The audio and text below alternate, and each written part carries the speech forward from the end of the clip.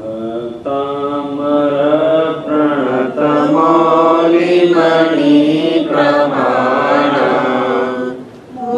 मोद्योतकं गलितपावतमोहितारम् सम्यक् प्रणम्य जिनपादयुगं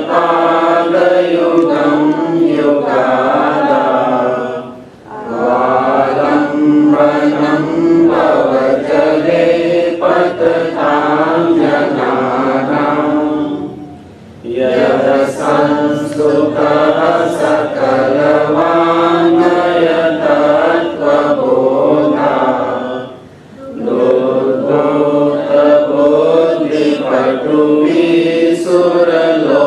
सुरलोकनाथै स्तोत्रै जगत्प्रीतय चित्तहरैरुदारै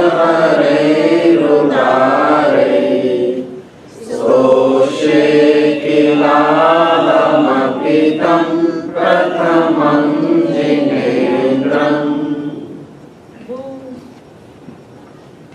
जिनेन्द्र भगवान के गुणों का स्मरण करते हुए यह भक्तांबर स्तोत्र प्रारंभ हो रहा है और अभी मात्र इतनी सी बात कही है कि मैं जिस तीर्थंकर परमात्मा की स्तुति करने जा रहा हूँ, बड़े बड़े इंद्रादि देव उनकी स्तुति करते हैं। वे खुद द्वादशांग के धारी होते हैं, जिसके कारण से उनकी बुद्धि एकदम पटु हो गई है, चतुर हो गई है, निर्मल हो गई है, दक्ष हो गई है, प्रवीण हो गई है, कुशल हो गई है। और वे जो स्तोत्र करते हैं वो तीनों जगत के जीवों का चित्त हर लेता है। ऐसा विशाल गंभीर स्तोत्र उनके होते हैं। मैं ऐसे जिनेन्द्र परमात्मा की स्तुति करने जा रहा हूँ। मैं उनकी स्तुति करने जा रहा हूँ जिनके बाकी के पूर्ण शरीर की कांति की क्या बात करूं। उनके पैर के नाखून में ही इतना पावर होता है कि वो इंद्रादि की मुकुट मणियां उनको देखते ही झिलमिला उठती हैं, चमक उठती हैं। आप थोड़ा सा इमेजिनेशन पावर अच्छा हो तो अपने आप को आप समो शरण में खड़ा पाएंगे। इस भक्तांबर को पढ़ते पढ़ते ऐसा लगेगा मानो तीर्थंकर परमात्मा सामने है। ये तो भक्ति धारा है, इसमें तो आबाल गोपाल सब एक बराबर हैं। यहाँ आपको ज़्यादा दिक्कत नहीं होगी, जितना योग उपयोग आपको गुणस्थान समझने में लगाना पड़ेगा भक्ति करने में उतना आपको आफत नहीं आएगी। हाँ, इमोशनली अटैचमेंट आवश्यक है भक्ति के लिए। आप प्रशंसा उसी की कर सकते हैं जिसके प्रति आपको आस्था हो। आप स्तुति उसी की कर सकते हैं जिससे आपको विश्वास हो। आप यूं ही किसी की तारीफ नहीं कर सकते हैं। इसलिए यहाँ पर अब वो भक्तांबर का जो भक्त है, खुद मान दूंगा आचार्य तो स्तुति कर ही रहे हैं। ऐसा ना हो कि अकेले मान दूंगा आचार्य ही स्तुति कर ले रहे हैं। हम भी अपने भावों को लगभग वैसा ही बनाएं, पकाएं। 3 नंबर का श्लोक है। अब थोड़ी स्पीड हम बढ़ाएंगे क्योंकि श्लोक है 48। यदि अपन ने तसल्ली से किया तो एक श्लोक को एक प्रवचन तो चाहिए ना, कम से कम 48 प्रवचन चाहिए। बोम ध्याविनापि विबुधार्चित पाद पीठ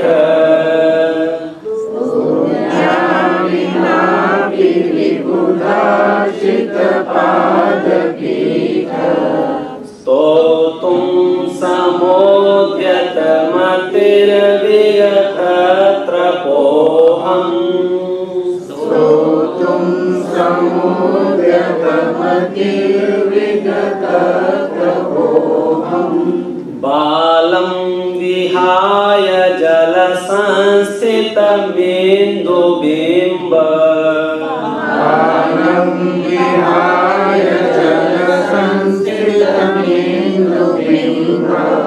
मन्यः क एच्छति जनः सहसा ग्रहीतुम्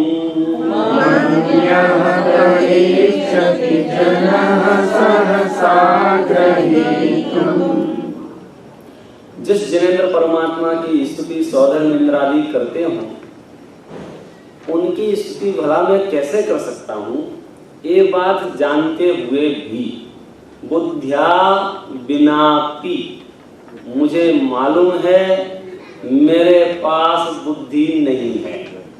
किस बात के लिए? जिनकी स्तुति करने के लिए। किनकी स्तुति? व्युधार्चित, विविध आर्चित विद्वानों द्वारा जो अर्चित हैं, देवों द्वारा जो अर्चित हैं, गणधरों द्वारा जो अर्चित हैं, सुरेंद्रों द्वारा जो अर्चित हैं। क्या? पाद पीठ। तो पाद पीठ के यहाँ दो अर्थ किए, एक तो चरण पैर और दूसरा सिंहासन, आप जिस पर विराजमान रहते हैं वो। तो तुम समुद्यतमति, फिर भी मैं तो स्तुति करूंगा। ये क्या बात हुई? एक बार कह रहे हैं कि मेरे पास बुद्धि नहीं है। किस बात के लिए? कि जिनकी स्तुति तो बड़े बड़े विद्वान गण, बड़े बड़े सुरेंद्र करते हैं, मैं उनकी स्तुति कैसे कर सकता हूँ? बोले फिर भी मैं तो स्तुति करूंगा। विगत त्रपोहम, ये मेरी जो है थोड़ी सी धृष्टता है, ये निर्लज्जता है। मतलब ये किस तरह का प्रयोग है आप ये समझ लीजिए। मुझे मालूम है मैं उनकी स्तुति करने में समर्थ नहीं हूं और फिर भी स्तुति कर रहा हूं, ये कैसी धृष्टता है? तो बोले बिल्कुल ऐसा माहौल है। इन्होंने ऊपर की दो पंक्तियां हैं उसमें अपनी बात कही है, और वो बात आपको ना समझ में आई हो तो नीचे की दो पंक्तियां हैं उसमें दृष्टांत देके अपनी बात समझाई है। बालम विहाय जल संस्थित मिंदु बिंब, के बालक को छोड़कर जल में स्थित इंदु बिंब, इंदु माने चंद्रमा के बिंब को, मन्यः का इच्छति जना सहसा ग्रहीतुम, के बालक को छोड़कर जल में स्थित चंद्रमा के प्रतिबिंब को कौन पकड़ना चाहता है? ये प्रयोग आपने सुने होंगे, जब कथा कहानियां सुने होंगे, बच्चों के किस्से सुने होंगे। गुरुदेव श्री ने इसका अर्थ करते करते रामचंद्र जी की कहानी को याद किया कि एक बार रामचंद्र जी चंद्रमा को देख देख के रो रहे थे कि चंद्रमा चाहिए, चंद्रमा चाहिए। तो क्या किया? हाँ, वो समझ गए तो एक थाली में पानी भर दिया और उसमें चंद्रमा आ गया और उसको उठा के उनकी जेब में रख दिया। बोले चंद्रमा तुम्हारे पास आ गया। ऐसा दृष्टांत दिया। ये कह रहे हैं कि वो, यहाँ तो कह रहे हैं कि वो चंद्रमा का बिंब जिस जल में पड़ रहा है उस जल में से उस चंद्रमा को कौन पकड़ना चाहता है, उसको कौन उठा के अपनी जेब में रखना चाहता है? बालक के अलावा। लगभग लगभग वैसी स्थिति मेरी है। मुझे मालूम है जिनकी स्तुति कर रहा हूं वो बहुत विशिष्ट हैं। ऑलरेडी जिनकी स्तुति की जा रही है वे खुद अपने आप में विशिष्ट हैं, दोनों की दोनों। एक द्वादशांग के धारी हैं और एक केवल ज्ञान के धारी हैं, और मेरे पास कुछ नहीं है। उसका ये रूपक तीसरे नंबर का छंद है, फिर भी मैं तो स्तुति करूंगा। हम फिर से हाँ, तो तुम समुद्यत मति, मैं तैयार हुआ हूं स्तुति करने के लिए। कैसे तैयार हुआ हूं? विगत त्रपो, विगत त्रप, अहम तो पहले ही आ गया। विगत त्रप माने यहाँ सीधा सीधा अर्थ किया उसका, यह मेरी निर्लज्जता है। इति मम विगत त्रपा, यह मेरी निर्लज्जता है। माने क्या कहना चाहिए? इसका एग्जैक्ट वर्ड क्या कहें आपको? सामर्थ्य शून्य होते हुए भी उस काम को करना चाहे। साहित्य में इसके ढेरों दृष्टांत हैं। जैसे कोई बामनिया अपने हाथ से वृक्ष के फल तोड़ना चाहे। बामनिया माने शॉर्ट हाइट वाला व्यक्ति ऊंचे ऊंचे फलों से, और वो भी उछल उछल के तोड़ना चाहे, तो बोलो वो दृश्य कैसा होगा? हास्य का विषय होगा कि नहीं होगा? तो लगभग लगभग मैं जो स्तुति करने को तैयार हुआ हूं, ये बिल्कुल वैसी संभावनाएं हैं। कैसी संभावनाएं हैं? बालम विहाय जल संस्थित इंदु बिंब अन्यः का इच्छति। अन्य कौन इच्छा कर सकता है किस बात की कि पानी में पड़े हुए चंद्रमा को ग्रहण करने की। पानी में चंद्रमा दिखे और उसको उठा के उसको पकड़ने की चेष्टा कौन कर सकता है बोलो, बालक के अलावा। तो ऐसी मैं जो स्तुति करने जा रहा हूँ लगभग वैसी ही स्तुति है। मैंने सामर्थ्य ना होते हुए भी मैं स्तुति करने के लिए तैयार हुआ हूँ, स्तुति करने के लिए उद्यत हुआ हूँ। मैंने अपना मानस बना लिया है, मैं तो स्तुति करके रहूंगा। किसकी? वो चर्चा अपन ने मंगलाचरण में कर दी। युगम युगादौ प्रथमम जिनेन्द्रम, उन प्रथम जिनेन्द्र भगवान की मैं स्तुति करूंगा। कौन की? कि जिनकी पहले से ही सौधर्मेंद्र आदि धमाधम स्तुति किए जा रहे हैं। कैसी? तो त्रही जगत त्रितय चित्त हरई उदारई, तीनों लोकों का चित्त हरण कर लेते हैं ऐसे भारी भारी स्तोत्रों द्वारा जिनकी स्तुति हो रही है, मैं भी उनकी स्तुति करूंगा। पढ़िए एक साथ। बोध्या बिना विबुधा चित पाद पीठ सोतुम समोद्यत मतिर विगत त्रपोहम बालम विहाय जल संस्थित मेदु बिंब मन्यः कहेच्छति जनः सहसा ग्रहीतुम्। फिर इस बात को और इसी बात को आगे बढ़ाते हुए कहते हैं 4 नंबर के श्लोक में, वक्तुं गुणान् गुण समुद्र शशांक कांतान्, वक्तुं गुणान् गुण समुद्र शशांक कांतान्, कस्ते क्षमा सुर गुरु प्रतिमोपि बुद्ध्या, कस्ते क्षमा सुर गुरु प्रतिमोपि बुद्ध्या, कल्पांत काल पवनोद्धत नक्र चक्रम, कल्पांत काल पवनोद्धत नक्र चक्रम, को वातरितुं लमं मुनिधिं भुजाभ्यां, को वातरितुं लमं मुनिधिं भुजाभ्यां, वक्तुं गुणान् गुण समुद्र शशांक कांतान। वक्तुं माने कहने में, गुणान् गुण समुद्र आपके गुणों के समुद्र को कहने में कौन समर्थ है? ये बात यहाँ चल रही है। किसकी ताकत है जो आपके गुणों का वर्णन कर सके? गुणान गुण समुद्र, कैसा है वो समुद्र पता है? शशांक कांतान, चंद्रमा की कांति के समान। चंद्रमा की कांति माने धवल के अर्थ में, सफेदी के अर्थ में, निर्मलता के अर्थ में, उज्ज्वलता के अर्थ में, स्वच्छता के अर्थ में। उस कितने सारे गुण उस चंद्रमा के पास हैं। ऐसा आपका गुण समुद्र है। ऐसे गुणों को कौन कह सकता है? कहते क्षमा वक्तुम, कौन कहने में समर्थ है? यहां दृष्टांत दिया है, सुर गुरु प्रतिमोपि बुद्ध्या। सुर के जो गुरु हैं, कौन है सुर गुरु? बृहस्पति को सब देवताओं का गुरु माना जाता है। वे बृहस्पति भी आपके गुण समुद्रों का वर्णन करने में असमर्थ हैं।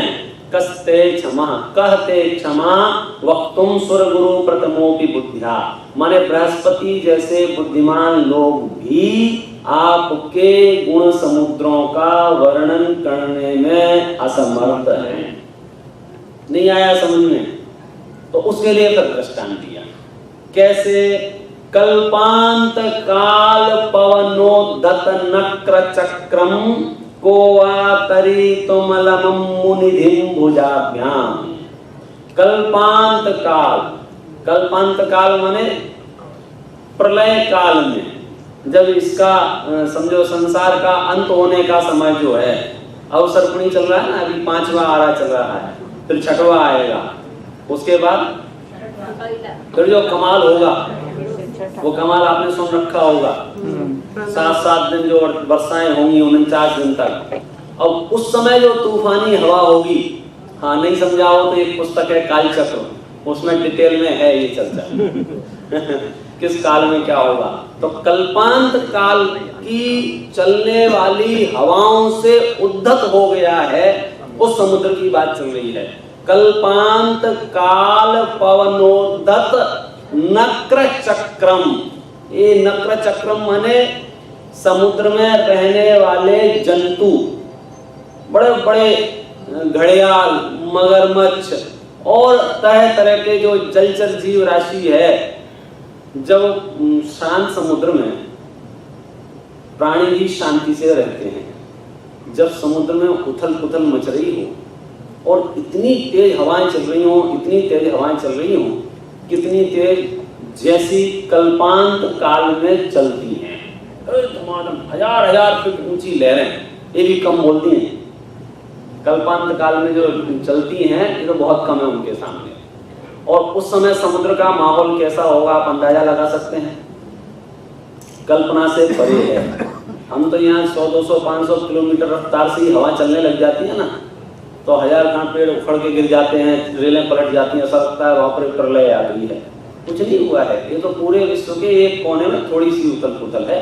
जब कल्पांत काल पवनोद्धत, कल्पांत काल में जैसी हवाएं चलती हैं और उससे जो समुद्र का माहौल तैयार होता है, ऐसे माहौल में कौन अपनी भुजाओं से उस समुद्र को पार करना चाहेगा, ये बताओ। ये तो दृष्टांत दिया है। समझो वही परिस्थिति लगभग मेरे सामने है कि आपके गुण रूपी समुद्र जो चंद्रमा की कांति के समान निर्मल है, आप विचार करो कितना पवित्र स्तोत्र है, जहां सिवाय भगवान के गुण स्मरण के अलावा दूसरा कोई काम नहीं है। ये तो हमारी बुद्धि की बलिहारी है कि हमने उसके अर्थ पे कभी विचार किया नहीं, और ऊपर से वो भाषा संस्कृत में थी ना, तो संस्कृत माने हम आपको बोलेंगे सीधे सीधे से इतना अर्थ कर रहे हैं, थोड़ा बहुत आइडिया आपको लग रहा है, अन्यथा वो संस्कृत माने मंत्र, और मंत्र माने जादू टोना माने चमत्कार, चमत्कार माने नमस्कार, मतलब कहीं से कहीं गाड़ी पहुंच गई। ये सीधा सीधा भक्तांबर है जो आपको भगवान बना के छोड़ेगा। इसके मूल श्लोक आएंगे, ऐसे ऐसे छंद हैं जिनका मेल प्रवचन सार की 80 गाथा से मिलता है, जो जानतम दब्बत गुणत पज्जयतम, इसमें मैं अर्थ करके बताऊंगा आपको। मतलब इतना रहस्यमयी है, रहस्यमयी, फिर वो शब्द ऐसे आ जाते हैं ना रहस्यमयी मतलब वो जादू वाले रहस्यमयी नहीं, रहस्य माने इसके अंदर भगवान बनने की विधि छिपी हुई है। ये तो भगवान का भक्त है, भगवान के सामने जाके भक्ति करने को तैयार हो गया है और वो अपनी लघुता प्रदर्शन कर रहा है। ये सब बातों से ये कहना चाहते हैं कि 3 लोक के नाथ का संयोग अति दुर्लभ है। अरे जिनेंद्र भगवान के दर्शन इस विश्व की सबसे दुर्लभ वस्तु है, सबसे दुर्लभ वस्तु। बहुत लिमिटेड लोग होंगे जिन्हें प्रतिदिन जिनेंद्र देव की मुद्रा देखने को मिल जाती है। क्या होगा भगवान को देखने से? ये तो आप भक्तामल अद्योपान पढ़ लेंगे ना, तब आपको समझ में आएगा कि क्या मिलेगा भगवान के दर्शन। बीच में छोड़ने वालों को नहीं मिलेगा। हाँ ये बात तो है, उसमें क्या है, पिक्चर को आदि कौन छोड़ता है। ध्यान रखना, भक्तांबर के प्रभाव को कम मत समझना। इसको पढ़ने से लाभ मिलते हैं तो इसको बीच में छोड़ने से हानि भी हो सकती है। मैं ये बात डराने को नहीं कह रहा हूँ, फिर भी डर रहे हैं। मैं तो ये बात इसलिए कह रहा हूँ कि अवसर मिला है तो इसको एक बार अद्योपान समझ लेना चाहिए। अन्यथा कोई भी व्यक्ति किसी भी छंद के नाम पर आपको बेवकूफ बना के चला जाए। अगर आपने इसका अर्थ पढ़ा होगा तो आप उससे क्रॉस कर सकते हैं कि भैया आप जो बात कह रहे हैं वो इसमें कहाँ है? इसमें तो ये कह रहे हैं वक्तुम गुणान गुण समुद्र शशांक कांतान कस्ते क्षमा सुर गुरु प्रतिमोहि बुद्ध्या। किसमें इतनी ताकत है कि आपके गुण समुद्र का वर्णन कर सके? ये तो बिल्कुल वैसा है जैसे कल्पांत काल पवनोदत नक्र चक्रम कोवा तरी तुमलमम मुनिधिम भुजाभ्याम। कौन अपनी भुजाओं से उस अम्बु निधि को पार करने में समर्थ है? इम्पॉसिबल टास्क है ना। बिल्कुल वैसे ही भगवान के गुणों का वर्णन करना असमर्थ है, अशक्य है। अब पढ़िए साथ में, वक्तुम गुणान् गुण समुद्र शशांक कांतान् कस्ते क्षमा सुर गुरु प्रतिमोहि बुद्ध्या। कल्पांत काल पवनोदत नक्र चक्रम कोवातरी तुमलमं मुनिधिं भुजाभ्याम। ऐसा होने पर भी भक्त की हट देखिए 5वें नंबर के छंद में। एक क्रमिक विकास है इस पूरे छंद में। इतनी भयावहता है, कितनी भयावहता। कल्पांत काल पवनोदत नक्र चक्रम कोवा तरे तुमलमं मुनिधिं भुजाभ्याम, कि वो भयानक समुद्र को पार करने में कौन समर्थ है? तो आपने एक सेकंड पहले बोला ना किसी की ताकत नहीं है, लेकिन मानतुंग आचार्य कहते हैं मेरी ताकत है, मैं उस समुद्र को पार करूंगा। अगला शब्द ही यहां से शुरू होता है, सो हम, वो मैं हूं। किस बात के लिए? जिस बात का अभी 2 सेकंड पहले निषेध करके आए थे। वक्तुम गुणान गुण समुद्र, आपके गुण समुद्र को कहने में कोई समर्थ नहीं है। सबसे बड़े देवताओं में बृहस्पति का नाम गिना जाता है लोक में, तो वहां से दृष्टांत लाके यहाँ चिपका दिया और कहा कि जब वे भी समर्थ नहीं है तो हमारी क्या ताकत है। और दृष्टांत कितना खतरनाक दिया कि वो बड़ी बड़ी लहरें उठ रही हो, न केवल लहरें उठ रही हो, उसमें भयानक जीव जंतु भी छटपटा रहे हो। ऐसे समुद्र को अपनी भुजाओं से कौन पार कर सकता है? मानतुंग आचार्य कहते हैं, सोहम तथापि तव भक्ति वशान मुनीश। सोहम तथापि तव भक्ति वशान मुनीश। कर्तुं स्तवं विगत शक्तिरपि प्रवृत्ता।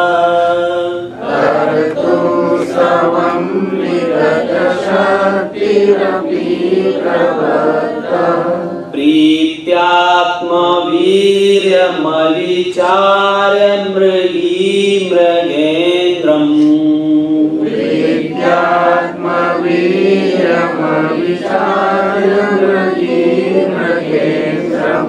नाभेति किं निज शिशो परिपालनार्थम्। नाभेति किं निज शिशो परिपालनार्थम्। सो हम तथापि, फिर भी मैं, तव भक्ति वशान, आपकी भक्ति के वश होकर, मुनीश, मुनियों के ईश, हे तीर्थंकर परमात्मा, यद्यपि आपके गुण समुद्र का वर्णन करने में कोई समर्थ नहीं है, तथापि मैं क्या करूं? आपकी भक्ति के वश होकर कर्तुम स्तवम, मेरे द्वारा स्तवन किया जाएगा। क्या कमाल की बात है। कैसे किया जाएगा मालूम है? विगत शक्तिरपि प्रवृत्ता, मैं अपनी सब शक्ति को भूल भाल के। ऐसा भी होता है, कोई मूर्ख ऐसा होगा जो अपनी सामर्थ्य से बाहर काम करे, दम नहीं है फिर भी कार्य करे। ऐसा होता है कि नहीं होता है? सामर्थ्य होगा तब तो कार्य सारे जगत के करते हैं, जिसमें जितना सामर्थ्य है सब उतना वो कार्य करते हैं।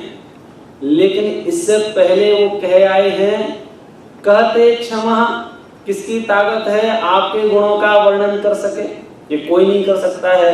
फिर भी मानतुंग आचार्य क्या कहते हैं कि मैं अपनी सामर्थ्य का विचार किए बिना विगत शक्तिरपि प्रवर्ता कर्तुम स्तवम, मैं तो आपके स्तवन करने के लिए तैयार हो गया हूं, अपनी सब शक्ति को, अपनी सारी सामर्थ्य को भूल भाल के। क्यों? तब भक्ति वशान मुनीश, आपकी भक्ति के वश होकर, यानी आपकी भक्ति का ये कमाल है, मैं आपकी भक्ति के ऐसे वशीभूत हो गया हूं कि अब मैं अपनी सामर्थ्य का विचार नहीं कर रहा हूं, मैं तो स्तुति के लिए तैयार हो गया हूं। कि ऐसा होता है कि हाँ होता है। कहाँ होता है? कि जगह जगह होता है। इन्होंने दृष्टांत दिया है लोक का।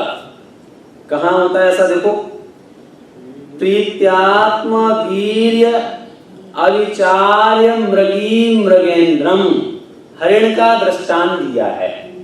क्या हरिण का दृष्टांत दिया है? कि वो हरिण अपने बच्चे की रक्षा के लिए क्या अपनी सामर्थ्य को भूलकर शेर के सामने खड़ी नहीं हो जाती है? मतलब एक प्रश्नात्मक भाषा है।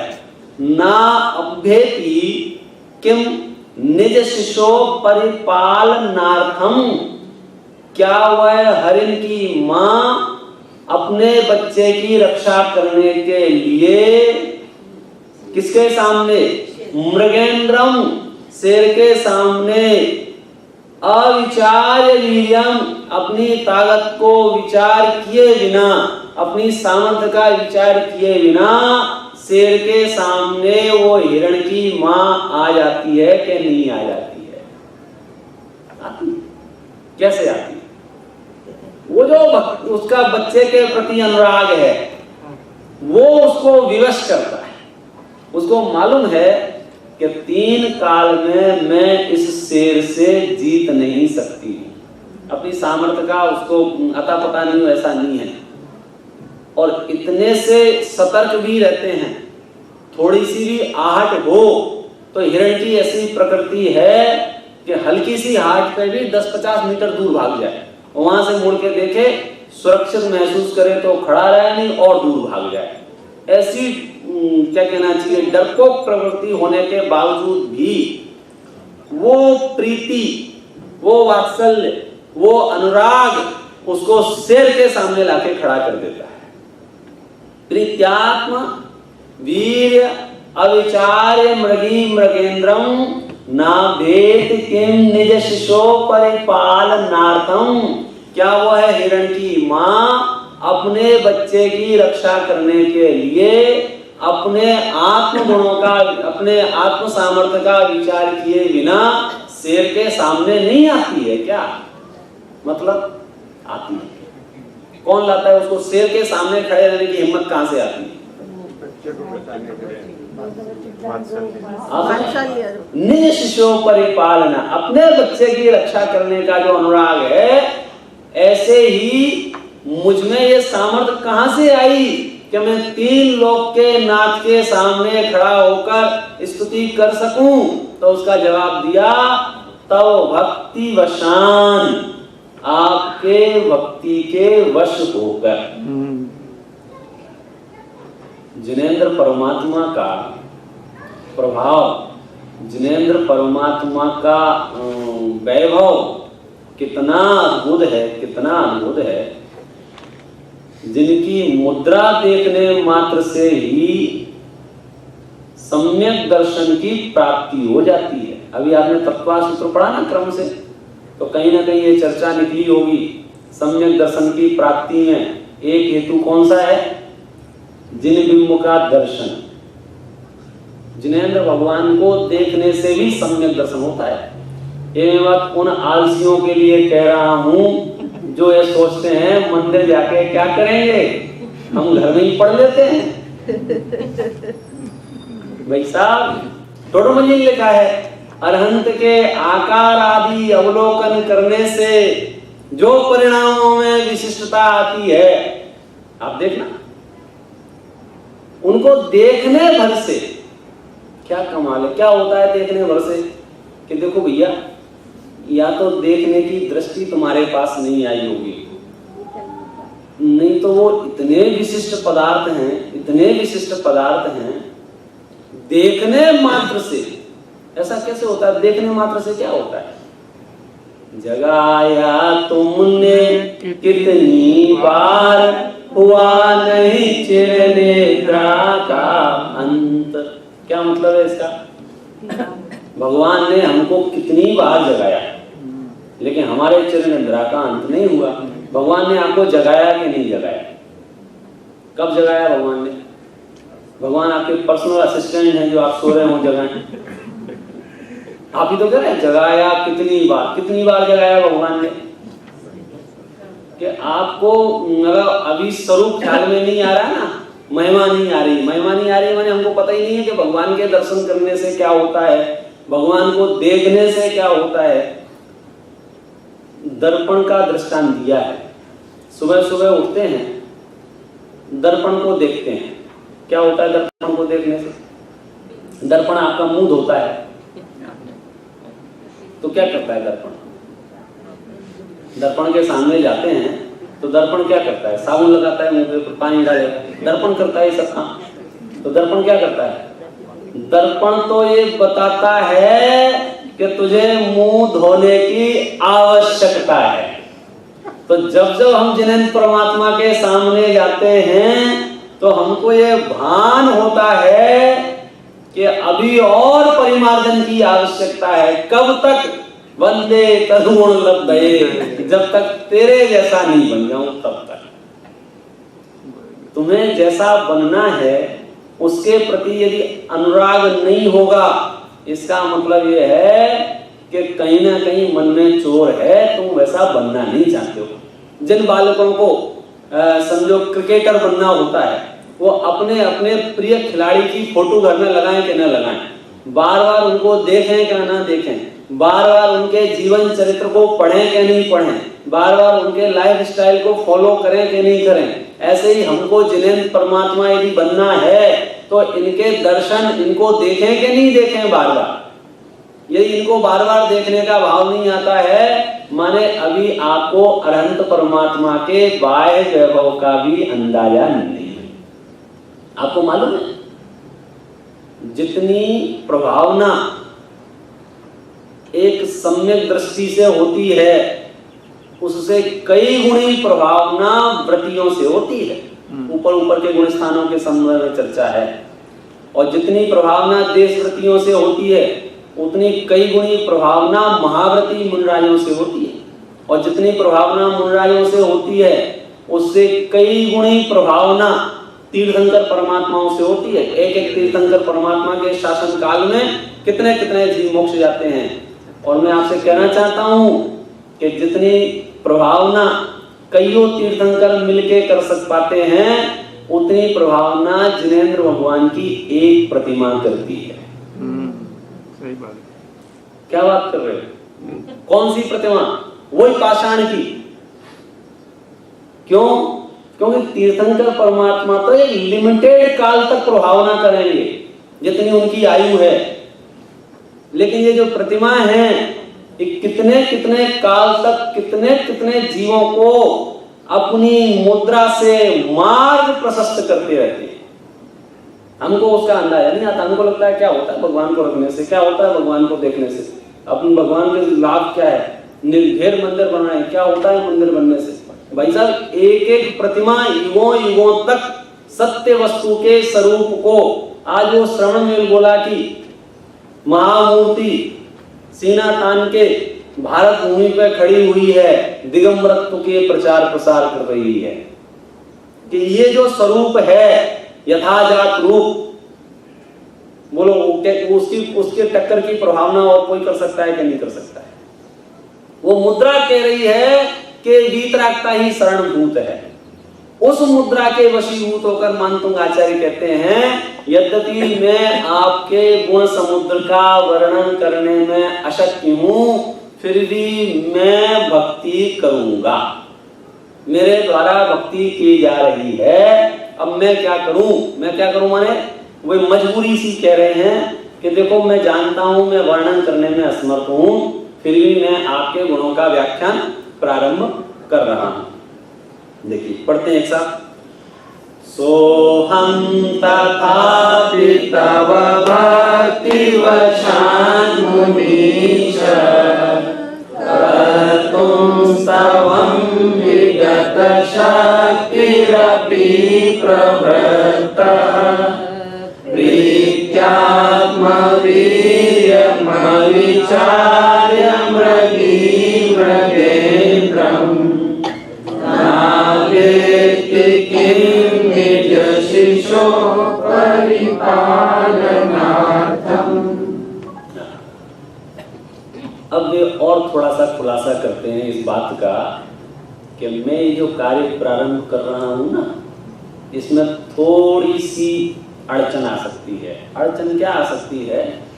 मैं जितनी बुद्धि मेरे पास है उस बुद्धि के हिसाब से लोग मेरे ऊपर हंसेंगे। अब बोले हंसेंगे तो हंसेंगे, अब जो होगा सो देखा जाएगा। बहुत एक एक छंद इतना कमाल का है, कमाल का इस न्याय से कि भक्ति के वश हुआ भक्त किन किन चीजों की परवाह ना करते हुए भी वो भक्ति में प्रवृत्त होता है। देखिए अभी स्तुति प्रारंभ नहीं की है, अभी तो माहौल बना रहे हैं। स्तुति कैसे की जाए, कहाँ की जाए, किसकी की जाए। 6वें नंबर का श्लोक है, वे अपनी लघुता प्रदर्शन की बात करते हैं। वे महामुनिराज मानतुंग आचार्य कहते हैं मैं कैसा हूं। अल्पश्रुतं श्रुतवतां परिहासधाम अल्पश्रुतं श्रुतवतां परिहासधाम त्वद्भक्तिरेव मुखरी कुरुते बलान् माम् त्वद्भक्तिरेव मुखरी कुरुते बलान् माम् यत् कोकिलः किल मधौ मधुरं विरोति यत् कोकिलः किल मधौ मधुरं विरोति तच्चाम्रचारुकलिका निकरैकहेतु तच्चाम्रचारुकलिका निकरैकहेतु अल्पश्रुतम, मैं अल्प श्रुत वाला हूं। श्रुतवताम परिहास धाम, और श्रुतवानों के लिए हंसी का केंद्र हूं। परिहास धाम, परिहास धाम माने सेंटर ऑफ हास्य। सब हंसेंगे मेरे को, ऐसा। अल्पश्रुतम श्रुतवताम परिहास धाम, ये बात मुझे मालूम है। मैं अल्पश्रुत हूँ और जो श्रुतवान हैं, विशिष्ट लोग हैं, वे मेरे ऊपर हंसेंगे। पर मैं क्या करूं? इसमें जो भक्त अपनी बात कहना चाह रहा है ना, त्वद्भक्ति एव, आपकी भक्ति ही मुखरी कुरुते बलान् माम्, मुझे बोलने के लिए विवश कर रही है। मतलब मैं सच बताऊं, जब इस भक्तामृत को पढ़ते हैं और उसका जो अर्थ ख्याल में आ रहा है वो शब्दों में नहीं आ पाता है। मतलब वो दृश्य कैसा है, अभी पिछले 5 छंदों में आपको थोड़ा बहुत आइडिया लग गया होगा, रफ आइडिया। फिर तो आप बार बार जब पढ़ेंगे सुनेंगे तो आपको आइडिया आएगा। एक बात तो चलो याद आ गई तो बता देता हूँ। संजीव जी भाई साहब तो आपको सिर्फ कह रहे थे एग्जाम होंगे। मैं सच में प्रश्न पत्र बना के लाया हूँ।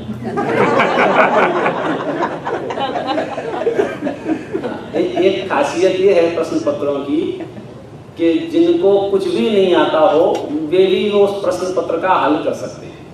क्यों? क्योंकि हमने उसमें लिखने का कुछ नहीं रखा है। 4 ऑप्शन दिए हैं, आपको सिर्फ एक पे टिक करना है। जब समझ में नहीं आए तो भक्तांबर का भी कोई छंद पढ़ के जहां पेन रुक जाए वहां टिक कर दें।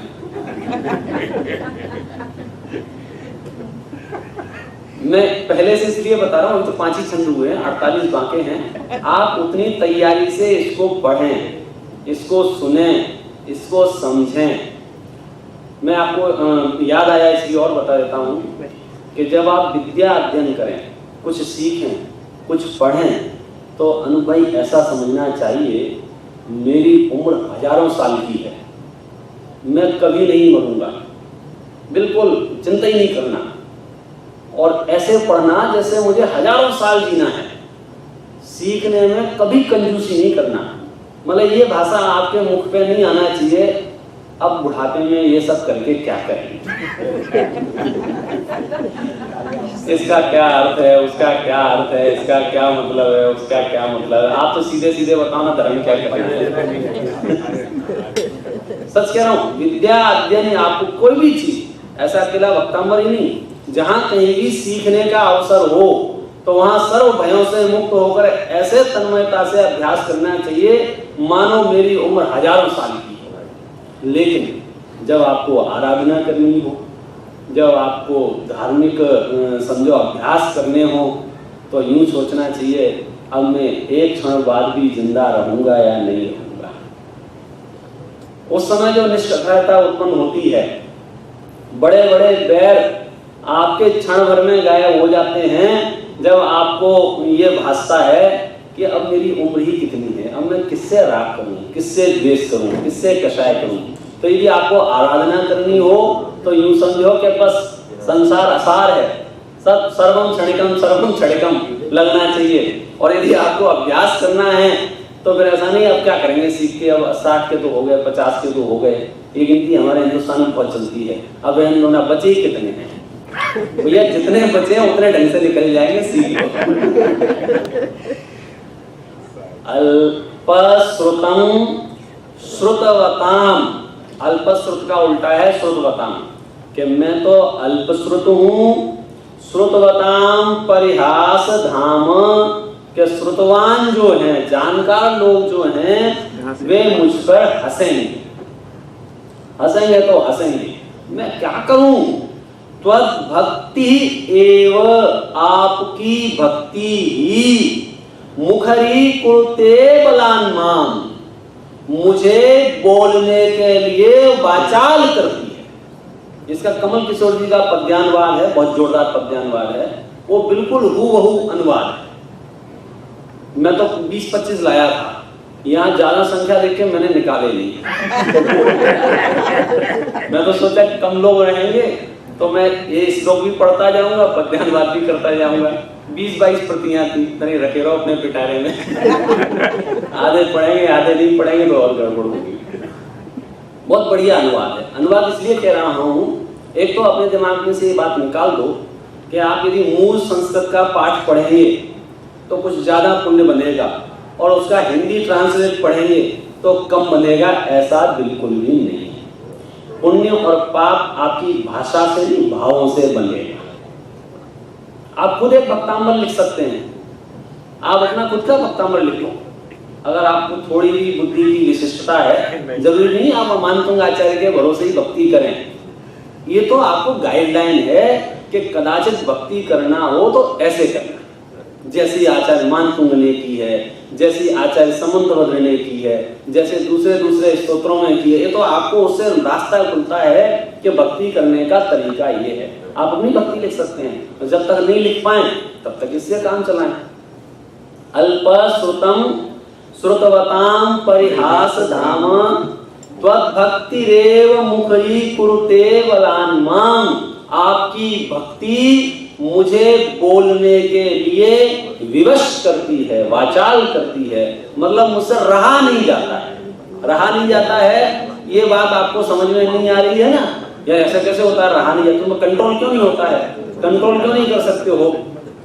तो उसके लिए एक दृष्टांत दिया कि भाई क्या करें, जैसे यत् कोकिला, जैसे कोयल मधु मधुरम विरोती तच्चाम्र चार कलिका निकरेक हेतु किल, निश्चय से ही वास्तव में उस कोयल की स्थिति जैसी होती है, कैसी, वसंत ऋतु आ जाने पर जब आम के पेड़ों में, आम के फलों में वो बौर लगती है, जिसको कहते हैं ना फूल आने से पहले की जो परिस्थितियां हैं कि बस अब इसमें फूल और फल आने वाले हैं, उस समय कोयल ऑटोमेटिक कूकने लगती है, ऑटोमेटिक कूजने लगती हैं। माने इधर वसंत ऋतु में आम के पेड़ों में वो मंजरियां प्रकट होती हैं, बौरें प्रकट होती हैं, इधर कोयल कूकने लगती है। जबरदस्ती कहीं नहीं है, इतनी सी बात बताना चाह रहे हैं कि वो कोयल जैसे सहज कूकने लगती है, वैसे ही मैं जब जब आपको देखता हूँ या आपको स्मरण करता हूँ, आप मुझे याद आ जाते हैं। मुखरी कृते बलान्माम, मैं भक्ति करने के लिए वाचाल हो जाता हूँ। वो शब्द कहाँ से मिल जाते हैं भगवान जाने, और मैं आपकी स्तुति करने लग जाता हूँ। अल्पश्रुतं श्रुतवतां परिहास धाम भक्तिरेव मुखरी कुरुते बलान्माम् यत्कोकिलः किलमधो मधुरं विरोधि तच्चाम्रचारुकलिका निकरे कहेतु। और आपका स्तवन जब मैं करता हूँ, अब थोड़ा सा उन्होंने इस स्तवन के स्वरूप की चर्चा यहाँ की। 7वें नंबर का छंद, त्वत्संस्तवेन भव संतति सन्निबद्धम् त्वत्संस्तवेन भव संतति सन्निबद्धम् पापं क्षणाक्षयमुपैति शरीरभाजाम् पापं क्षणाक्षयमुपैति शरीरभाजाम् आक्रान्तलोकमलिनीलमशेषमाशु आक्रान्तलोकमलिनीलमशेषमाशु सूर्यांशुभिन्नमिव शार्वरमन्धकारम् सूर्यांशुभिन्नमिव शार्वरमन्धकारम् त्वत्संस्तवेन, आपके स्तवन द्वारा। क्या होता है आपके स्तवन द्वारा मालूम है? भव संतति सन्निबद्धम। भव संतति माने पूर्व के भव भव में, पास्ट की बात की। भव संतति माने पुराने भवों भवों में, सन्निबद्धम जो मैंने बांधे हुए हैं, पापम पापों को। किसने? शरीर भाजाम, जिन शरीरधारी। क्या अर्थ हुआ कि जितने भी इस विश्व में शरीरधारी हैं, उन्होंने पूर्व भवों में जो भी पाप बांध रखे हैं, आपके स्तवन द्वारा क्षणाक्षयम उपैति, क्षणाक्षयम, क्षण भर में क्षय हो जाते हैं। क्या कमाल है! नहीं समझ में आया क्या हुआ? कैसे समझ में आएगा? इस स्टाइल में कभी स्तवन किया हो कि पूर्व के बंधे हुए सारे पाप क्षणाक्षय, क्षणाक्षय माने क्षण भर में क्षय हो जाते हैं। कैसे क्षण भर में क्षय हो जाते हैं? आपने पढ़ा ही होगा नमोकार मंत्र के बारे में, आपने पढ़ा कि नहीं पढ़ा? ऐसो पंचनमो यारो सब पावपणाशन। यह नमस्कार मंत्र सब पापों का नाश करने वाला है। बराबर है? तो ऐसा नमस्कार मंत्र आपने आज तक पढ़ा है कि नहीं पढ़ा है? रोज पढ़ते हैं तो आपके सब पापों का नाश हुआ कि नहीं हुआ? अरे आपने तो कहा ऐसो पंचनमो यारो सब पावपणाशनो, यह नमस्कार मंत्र सब पापों का नाश करने वाला है। हाँ, जो लोग इस नमस्कार मंत्र को पढ़ते हैं उनके सब पापों का नाश हो जाता है। इसमें कोई दो राय नहीं है।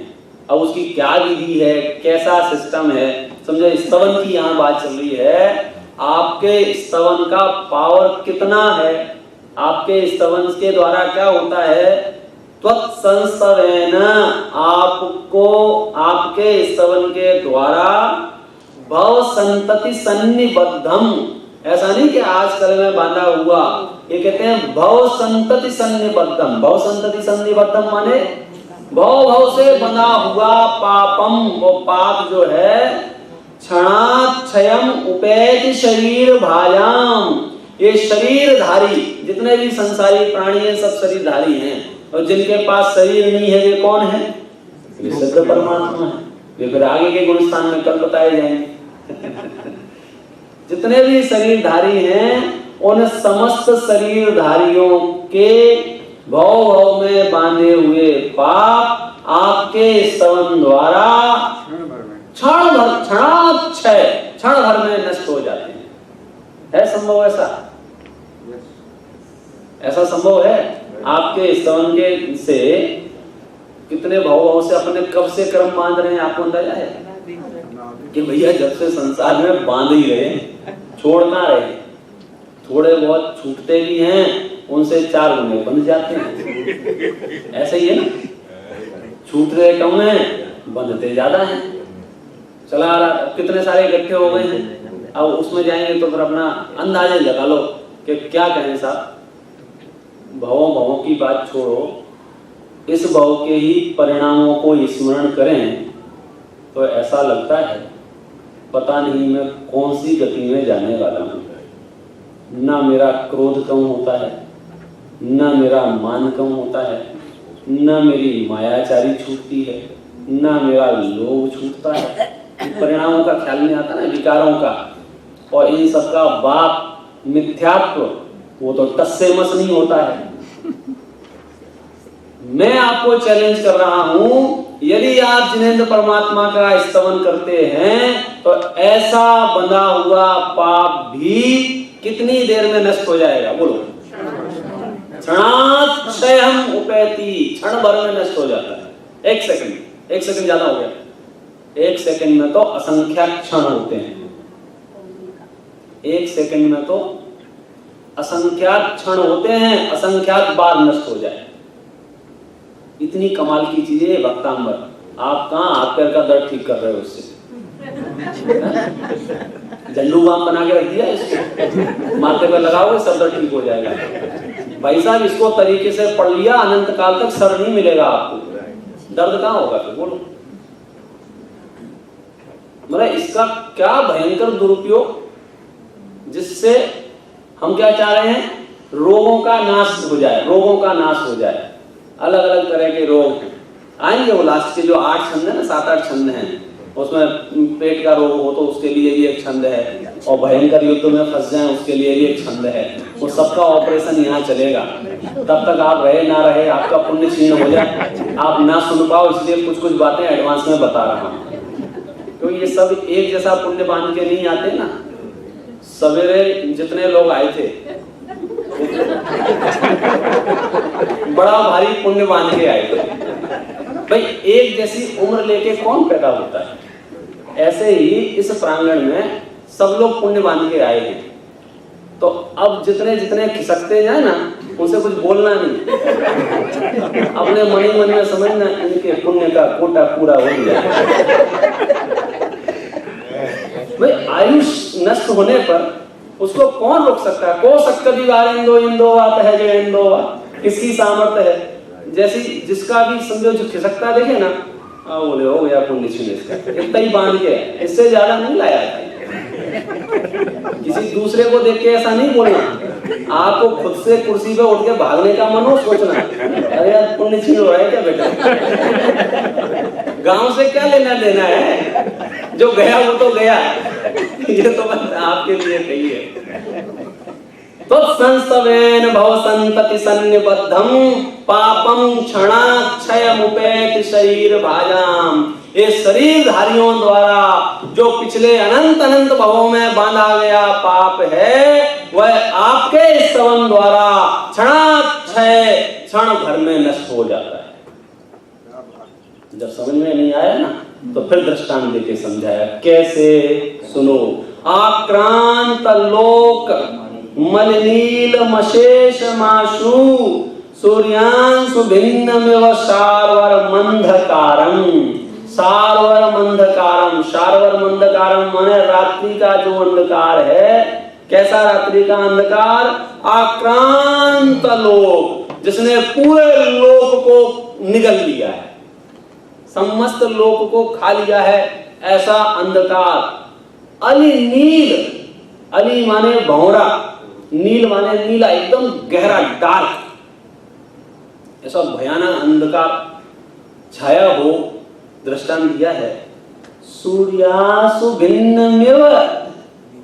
क्या सूर्य की किरणें उसको एक क्षण में नष्ट नहीं कर देती हैं? कैसा भयानक अंधकार। आक्रांत लोक मल नील मशेष मासु के संपूर्ण लोक को जिसने अपने बस में फैल गया है, बिल्कुल एकदम किट काला, भंवरे के समान नीला, माने उसकी जो जो उपमाएं हो सकती हैं अंधकार के लिए, ऐसे घनघोर रात्रि के अंधकार को भी क्या सूर्य का उदय होने पर वह अंधकार कितने दिनों में गायब हो जाता है? क्षणाक्षय। क्षणाक्षय माने इधर सूर्य का उदित हुआ, उधर अंधकार गायब। अरे ये हॉल में ही ठसाठस अंधेरा हो, ठसाठस अंधेरा माने रात के 12-2 बजे हो, घनघोर अंधेरा, इतना अंधेरा कि 1 फीट दूर की वस्तु भी ना दिख रही। अरे 1 फीट दूर, ये हाथ से ये हाथ भी ना दिख रहा, हमको हमारा हाथ नजर नहीं आ रहा हो, ऐसा गुप्त अंधेरा यहाँ हो। क्या एक बल्ब जलाने पर कितनी देर में वो अंधेरा भाग जाता है? ये दृष्टांत देके समझाने की कोशिश कर रहे हैं। जैसे वह सूर्य का उदित घनघोर रात्रि के अंधेरे को क्षण भर में नष्ट कर देता है, बिल्कुल वैसे ही आपका स्तवन क्षणाक्षय क्षण भर में नष्ट कर देता है। किसको? भव संतति सन्निबद्धम पापम शरीर भायाम, शरीरधारियों के, संसारी प्राणियों के भव भव में बंधे हुए कर्मों को एक क्षण में आपका स्तवन नष्ट कर देता है, आपकी स्तुति नष्ट कर देता है। अब इसके ढेर अर्थ हो सकते हैं, समय सार की गाथाएं इस पर चला सकते हैं, व्यवहार स्थिति का वर्णन कर सकते हैं, निश्चय स्थिति का वर्णन कर सकते हैं। अंतर मुहूर्त, उससे ज्यादा की जरूरत नहीं है। अभी कैलकुलेशन बता दिया ना आपको, 10-10 दिन तक मौन लेने। अंतर मुहूर्त में आप केवल ज्ञानी हो सकते हैं, इससे ज्यादा का काम ही नहीं है। तो क्षणाक्षय, अरे चैतन्य चमत्कार की ओर एक बार देख, एक बार दृष्टि कर, वो जीवन मुक्त और देह मुक्त और वो सब बात कीजिए, तुरंत 1 सेकंड में इधर गए परमात्मा की स्वीकृति की, उधर अनंत संसारियों की श्रेणी से उठकर तू सिद्धों की श्रेणी में बैठ गया। क्षणाक्षय, क्षण हो। कितनी देर लगती है बोलो? ये कर्मों का जितना हलवा मचा के रखा है, इससे डराने धमकाने के लिए दम नहीं है बिल्कुल भी कर्मों में। सच बता रहा हूं, कर्मों की स्थिति इतनी नाजुक है, भले ही आपने कितना ही वर्णन पढ़ा हो कि कर्म ऐसे होते हैं, कर्म वैसे होते हैं, फलाने होते हैं, ढिकाने होते हैं, कर्मों में दम कितनी होती है मालूम है आपको? टोडरमल जी एक जगह लिखते हैं, जब यह जीव आत्मा के बारे में विचार करता है तो वो 70 कोड़ा कोड़ी वाला बंद अंतः कोड़ा कोड़ी रह जाता है। मतलब कर्म कितनी फास्ट सरेंडर कर देते हैं, इसकी आप कल्पना नहीं कर सकते। माने इधर आपने मुख न्याय की तरफ किया, उधर वो भागे, अब भागो यहां से, अब भागो। आप समझे? आपने जिनेंद्र परमात्मा की ओर दृष्टि की, वो जो पाप के परिणाम है ना, क्षणाक्षय क्षण भर में भाग जाता है। करते हैं? खड़े रह सकते हैं। जिन्हें परमात्मा के सम्मुख खड़े होकर आप उनका स्तवन प्रारंभ करें, आपको हिंसा का विचार आएगा, झूठ का आएगा, चोरी का आएगा, कुशील का आएगा, परिग्रह का आएगा, क्षणाक्षय नष्ट हो गए। और क्या चाहिए आपको? ईमान। ये तो मैंने बहुत स्थूल दृष्टांत दिया है, इसको थोड़ा और स्टेप आगे बढ़ जाएं। जैसा स्वरूप जिनेंद्र परमात्मा का है और उस स्वरूप से अपने स्वरूप का मिलान हो जाए तो अनंत अनंत काल के लिए पापम क्षणाक्षय, क्षण भर में नष्ट हो जाए। वो मिथ्या तो कितनी देर में भागेगा, कितने दिनों में भागेगा? भागता तो भाई साहब एक ही क्षण में है, बाकी तो फिर आपके ऊपर है, आप कितनी दम दिखा पाओ। करो तैयारी, 1 भाव, 2 भाव, 10 भाव, 50 भाव, ईमानदारी से तैयारी हो तो एक क्षण के ज्यादा रुक नहीं सकता है। दृष्टांत कितना सरल दिया, और दृष्टांत सरल ही होता है। दृष्टांत का नियम ही होता है कि इतना सरल होना चाहिए कि उसको समझाना नहीं पड़े। इसलिए नीचे की 2 लाइनें हमको समझानी नहीं पड़ रही हैं, क्योंकि तो दृष्टांत स्वरूप है। जगत जानता है कि सूर्य के उदय होने पर घनघोर अंधेरा कितनी देर में नष्ट हो जाता है? बोलिए साहब। सूर्य का उदय हो तो घनघोर अंधेरा कितनी देर में नष्ट होगा? कितनी देर लगेगी उसको?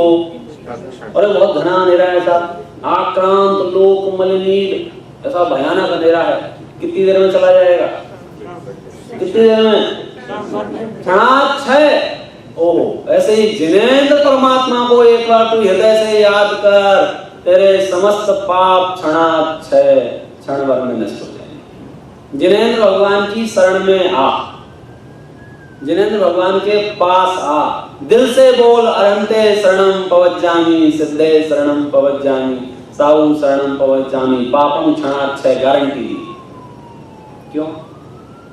और वो थोड़ा सा समझना पड़ेगा कि शरण में जाने का अर्थ क्या है, शरण में आने का अर्थ क्या है। इसी भक्तांबर में बताएंगे, तुल्या भवंत भवतो नन्तेन किम वा। अब मैं इसलिए सारे अर्थ अभी नहीं बता रहा हूँ कि बाद में आप क्या सुनोगे। सच कह रहा हूँ, हम जितना अर्थ बता पाए नहीं बता पाए अलग बात है, आप खुद इसका बारंबार पठन करके, बार बार पढ़ के, कोई भी भाषा क्यों ना हो, कितनी ही जटिल भाषा क्यों ना हो, जब हमको प्रयोजन होता है, आवश्यकता होती है, तो हम बराबर उसका अर्थ निकाल लेते हैं। हमने इस जन्म में कभी उन क्षेत्रों को नहीं देखा है, कभी उन क्षेत्रों को नहीं जाना है, फिर भी एक फ्लाइट से उतरकर फट हमारी आंखें ढूंढ लेती हैं, अंग्रेजी में और उर्दू में, ले ना हिंदी ना गुजराती, अब आप पढ़ लो कहाँ जाना है, फिर भी बोलो वो जगह पे पहुंचेगा कि नहीं पहुंचेगा? किसने पहुंचाया? तो उसको प्रयोजन महसूस हुआ ना, तो एक वाक्य को 3-3 बार पढ़ के निर्णय करता है, हाँ इसका अर्थ ये होना चाहिए, इसका अर्थ ये होना चाहिए, इसका। तो यहाँ क्यों आप संस्कृत मुझे नहीं आती है, मैं नहीं पढ़ता, वहाँ उर्दू पढ़ता है, अंग्रेजी पढ़ता है, स्पेनिश पढ़ता है, जो भाषा में लिखा हो उस भाषा का अर्थ जुगाड़ करने की कोशिश करता है। इसका ये मतलब होना चाहिए, चित्रों से मिलान करता है कहीं ना कहीं करके, क्यों? प्रयोजन भाषित होता है ना। तो ऐसे ही श्रुत के पठन पाठन का तुझे प्रयोजन भाषित होता है कि नहीं होता है? फिर तुझे भाषा का विचार नहीं आएगा। ये संस्कृत की कोई ऐसी भाषा तो है नहीं जो हमारा आपको समझ में नहीं आए। मैं सुबह भी आपसे कहा था, फिर कह रहा हूं, इससे सरल विश्व में दूसरी कोई भाषा नहीं। हमको कठिन सी लग रही है कि बहुत काल से इसका अभ्यास थोड़ा सा